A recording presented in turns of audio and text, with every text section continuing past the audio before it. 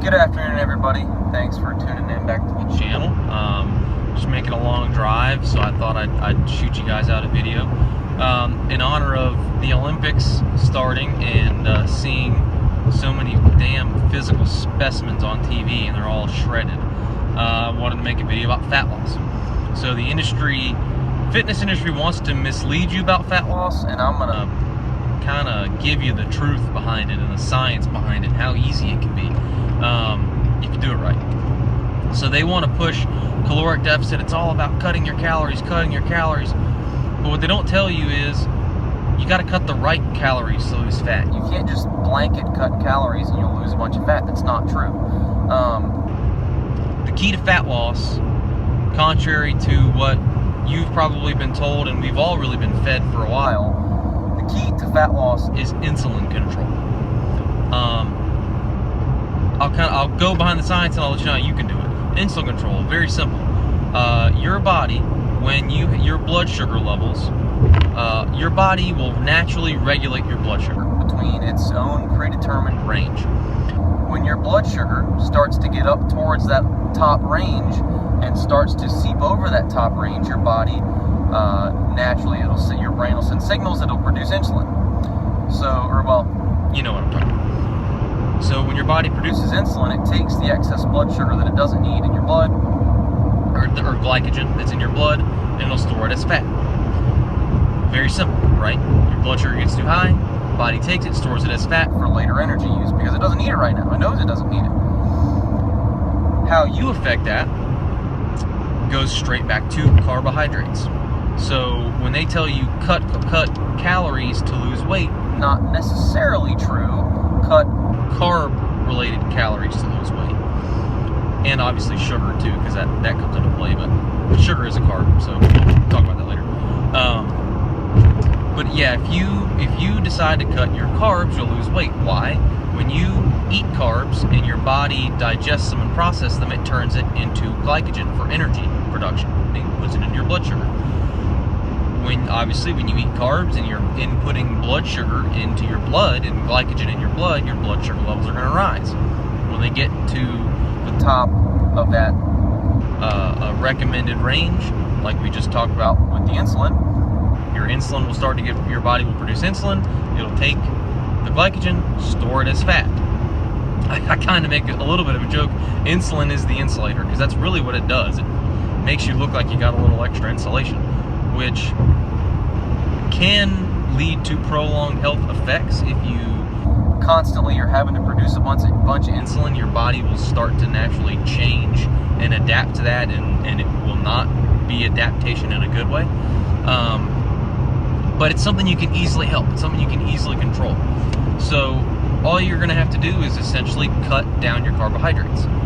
The key to losing fat, now that we've talked about a little bit how you gain it, the key to losing it is having extended periods of time, and by extended I mean, several hours at a time. I don't want you to do it forever, but have your body on the inverse side of that. So when your blood sugar levels naturally get down to the bottom of your recommended level, what does it do? Just like at the top, it compensates, and it starts to mobilize the fat and use that for energy, because it knows that it's a little bit low on blood sugar.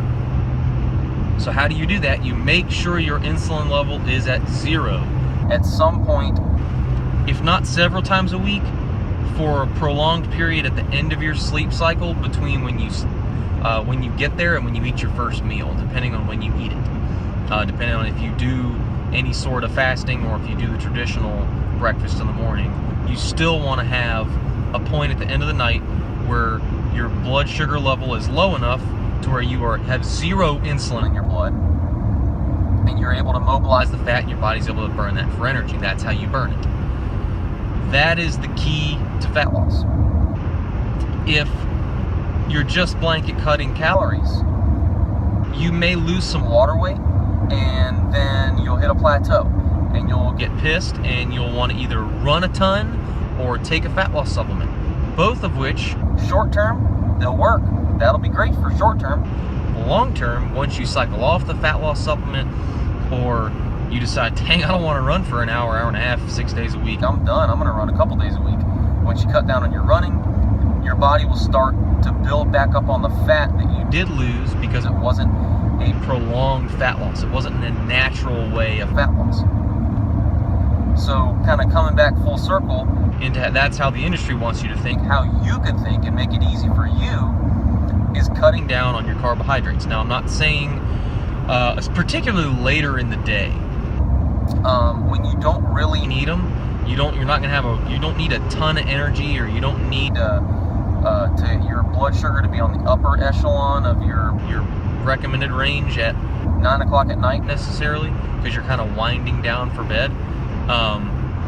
Later in the day, if you cut down on your carbs, that will give you a very good chance at the end of your sleep cycle, whether it's 6, 7, 8, 9 hours, hopefully the last couple hours into the first hour or however long it is before you eat breakfast, your body will be in the reversed state of insulin production, and it'll start mobilizing fat and use it for energy, and you'll start to lean out naturally and sustainably. It's not something that you'll gain back real quick as soon as you stop. It'll take time to gain, a lot of time to gain it back, and a lot of extra carbs. But yeah, if you like this video, hit the subscribe button below, hopefully, or hit the like button below too, or stay tuned. Hopefully that made sense, and hopefully that's something that you can take away and say, dang, fat loss isn't that hard. It's not this scary, daunting task that I got to dedicate my life to. All it is cutting down your carbs really late in the day if you're not going to do any form of fasting, and trying to get your body into the point where your blood sugar is lower or low enough on your range to where you start burning fat for energy. It's not rocket science. It is a little normal science, but it's not super hard. Doesn't require a lot of supplements or really a lot of your time. It actually requires less time, which is, it'll give you the more freedom to go out with your buddies on the weekends. But again, if you like the video, hit subscribe, hit like, stay tuned. In the next week or so, I'm going to try and do one of these videos, about one a week. So stay tuned, and look forward to talking to you guys again soon.